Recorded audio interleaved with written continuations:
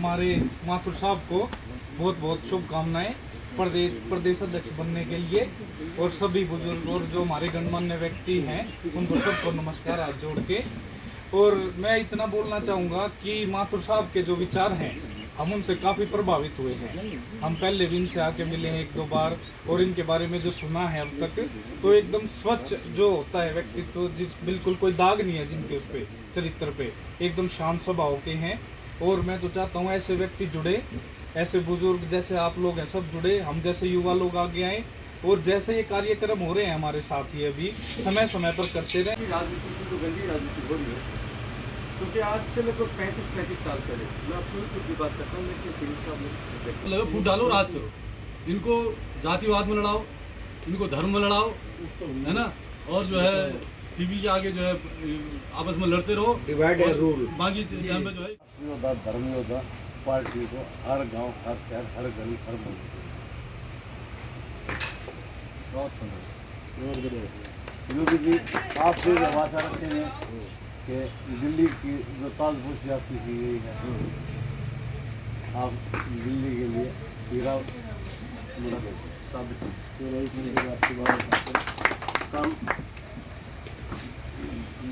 दबा सब आपकी नंबर बाय चल ऐसी की तैसी कर दी, नफरतों की बयार बह रही है। एक भाई तो दूसरा भाई लड़ा, जाति तो जाति लड़ाई, धर्म तो धर्म लड़ाया। कहीं न कहीं आज आप खुद आकलन करिए, आज भारत के ढेर पर लाके देश को खड़ा कर दिया। चिंगारी कहीं दिखाने की देरी है, वहीं पूरे देश में कत्लेआम होगा।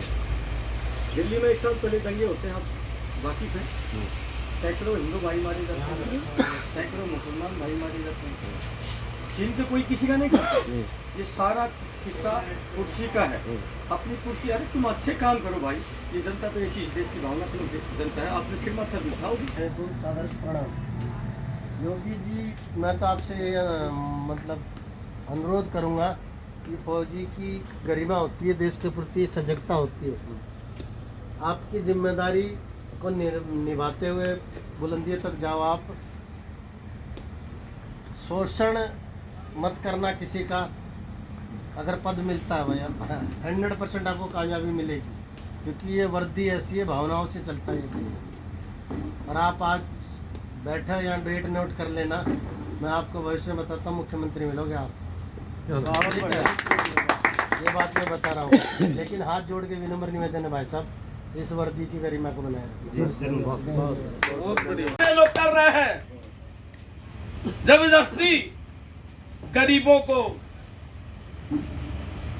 और दलितों को, पिछड़ों को मत रोंदो अपने कानून से। आप कानून से बड़े नहीं हो। यदि यही लोग, यही गरीब मजदूर किसान आपको गद्दी पर बैठाया है, वोट दिया है, तो आपको गद्दी से उतारने की भी हिम्मत तो रखता है। ये मैं कहने आया हूं आज के नेता लोगों से, जितने भी पार्टी के नेता हैं, होश में आ जाओ। जनता ब्रिगेड पार्टी अब आ चुकी है, अब देश में गड़बड़ नहीं होने देंगे।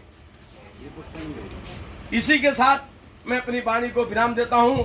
जय हिंद, जय भारत, जय जवान, जय अध्यक्ष महोदय, महात्मा श्री और राष्ट्रीय जनता ब्रिगेड पार्टी के अध्यक्ष महोदय और हमारे साथी, आज बहुत ही गर्व की बात है कि आज हमारे योगी माथुर साहब को हम लोगों ने अपनी पार्टी की तरफ से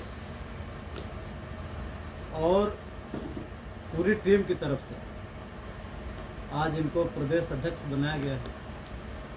तो बहुत दिन तक हम लोग इस चीज़ें को देख करके, छान करके, ऐसे नहीं कि किसी को उठाया और माला पहना दिया, क्योंकि हम लोग सैनिक हैं और सैनिक को बहुत ही लाखों लड़कों में 100-150 लड़के छांट करके सेना में जाते हैं।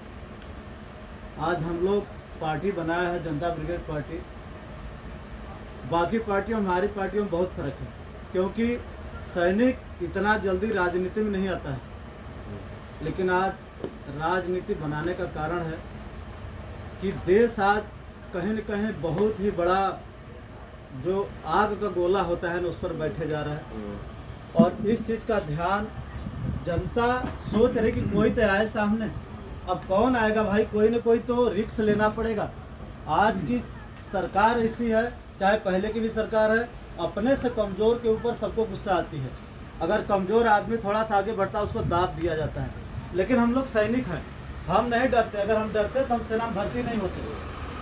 वो धन दौलत अपनी जगह पर है, लेकिन एक जो दिल का जिगर होता है ना, दिल, वो दमदार सबका अलग अलग होता है। चाहे गरीब बच्चा क्यों न हो, लेकिन देखते हैं अमीर का बच्चा है कहीं झगड़ा झंझट नहीं करता, लेकिन गरीब का एक नंगा होता है, भिड़ जाता है, उसका दिल मजबूत होता है।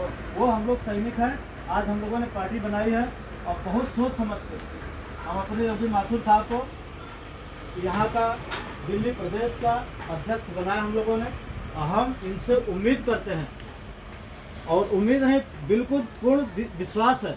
कुछ भाइयों ने बताया कि देखिए इस वर्दी पर दाग न लगे। तो ये वर्दी ऐसी चीज़ है कि अगर इस वर्दी पर अगर दाग लग गई तो मैं बता रहा हूँ कि अब कभी कोई किसी चीज़ पर विश्वास करेगा ही नहीं। सेना में हम लोग जाते हैं, थोड़ी देर के लिए कहीं कुछ गलत हो जाता है, लेकिन जो राजनीति है सेवा का एक स्टैंड है। यहाँ पर भाई मैं सबको कहूँगा, बहुत ही सीरियस बात है। एक तो सैनिकों को राजनीति में कहा जाता है कि नहीं जाना चाहिए, क्यों? इसलिए कि दाग वाली जगह बना दिया है नेताओं ने, इसलिए अच्छे लोग राजनीति में नहीं आ रहे। लेकिन हम लोग बहुत हिम्मत करके आ रहे हैं। सभी साथी को बहुत बहुत धन्यवाद। आज देश का सैनिक कौन बनता है? जिसमें जज्बा होता है, ईमानदारी होती है, प्रशिक्षण लेता है, सेना में भर्ती होता है, सीमा में जाके बंदूक लिए खड़ा रहता है कि अगर देश के दुश्मन ने हमला किया तो पहला हमला हमारा होगा, उसको नेस्तनाबूद करके रहेंगे। 15 साल, 20 साल, 30 साल अपनी योग्यता अनुसार सैनिक देश के सीमाओं की रक्षा करता है। क्यों? देश की जनता आराम से सो सके, चैन से सो सके। लेकिन जब वो ड्यूटी पूरी करके आता है, उसके बाद भी उनकी ड्यूटी पूरी नहीं होती है। जब रिटायरमेंट होता है, आके घर बैठ के देखते हैं, समाचार सुनते हैं, आज के जो भ्रष्ट नेता हैं, अपराधी हैं, गुंडे तत्व हैं, वो देश को धर्म जाति के नाम पर बांटने का काम करते हैं। उनके मन में क्या बीतती होगी? जो सैनिक देश की सीमाओं की रक्षा करता है, वो कोई धर्म जाति नहीं देखता है, सबकी रक्षा करता है, क्योंकि उसके लिए देश बड़ा है, कोई धर्म जाति बड़ा नहीं है। बहुत बढ़िया। और जब 20-25 साल के बाद वो लौटता है, देश के ऐसे हालत देखता है, अगर वो सो गया तो असली सैनिक नहीं है। मैं तो कहता हूँ ऐसे सैनिकों को डूब मरना चाहिए। आप देश के ऐसे नेताओं को देख के चुप करके बैठे हो जो भ्रष्टाचारी है, तानाशाही है। आज वक्त आ गया है, अगर ये नेता नहीं सुधरे, भ्रष्ट नेता, तो जो हमारे पूर्व सैनिक हैं, कल जो सीमाओं की रक्षा करते थे, उनका जो बंदूकों का जो नली दुश्मन की तरफ थी, आज भ्रष्ट नेताओं की तरफ हो जाएगी। उधर जाओ, ऐसा मत आने दो। देश की जनता पहले दुश्मनों से पीड़ित थी, आज तुमसे पीड़ित है। सबके दिन रात की चैन हराम हो गई है, महंगाई बढ़ती जा रही है, महिलाओं की सुरक्षा नहीं हो रही है। ये हमारे देश के सैनिक आपको छोड़ने का काम नहीं करेंगे। आपने बहुत राज कर लिया, अब राज आपका नहीं, धर्म और राष्ट्र के असली राष्ट्र रक्षक का होगा। धर्म आध्यात्म होता है। आज आध्यात्मिक व्यक्ति भी जुड़े हैं यहाँ पर। आपका फर्ज बनता है, सबसे पहले आपका धर्म है न्याय की रक्षा और अधर्म का विनाश। आध्यात्मिक व्यक्ति भी कमजोर नहीं है। आध्यात्मिक व्यक्ति खड़ा होता है धर्म की रक्षा के लिए, और जो सैनिक खड़ा होता है राष्ट्र की रक्षा के लिए।